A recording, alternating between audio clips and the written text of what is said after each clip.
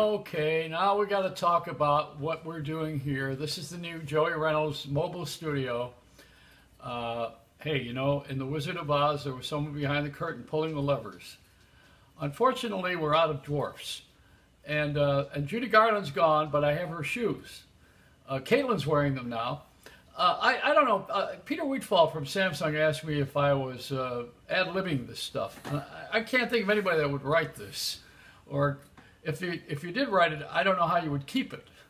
But there was a thing that Coca-Cola had a show years ago. It was called Max Headroom. Wasn't that it?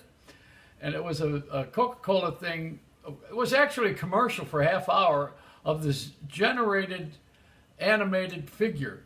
He was called Max Headroom. And he looked like Trump. So, you know, this is Trump Headroom is what it is. And there's a talking head, you know, the guy who says things that are inappropriate, but if it's a cartoon, you can't get too mad. Look at The Simpsons. They've been able to get away with everything except the F word. And that's only because of the FCC, which has an F word in it. But, you know, The Simpsons were a breakthrough. That was a breakthrough, All in the Family. Remember? And that was not even on Fox. You know, Fox didn't have all of the vulgar stuff. I had some of it on my shows.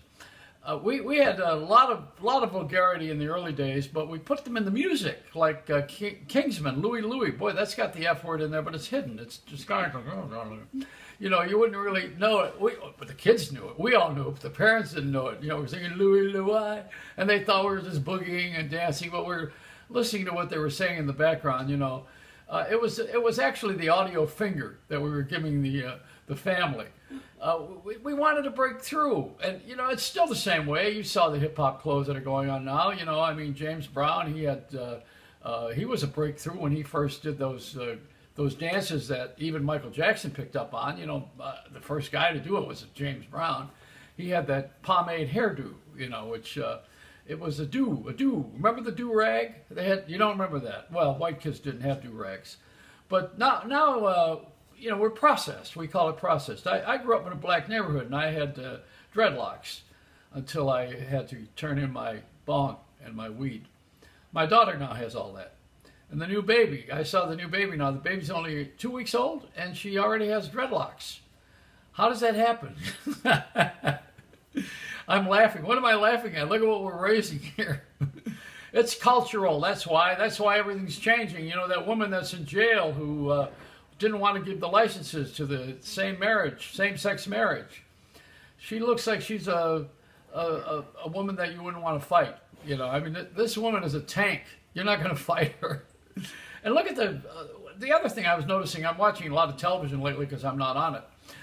What's that thing here on tennis? What's her name? Venus? And who's the other one? Her sister, the beautiful one. Well, you know what's happening with her? She looks like she's ready to play for the Buffalo Bills. What is going on? Nobody wants to say that because they're afraid that there's a color issue there, you know. There is. There's a color issue in everything. You know, I'm a minority right now. I'm a white guy with a big mouth. There's me and Trump. That's it. Speaking of headroom. All right, I've had enough. Let me just turn this thing off. This is a dry run of my new studio.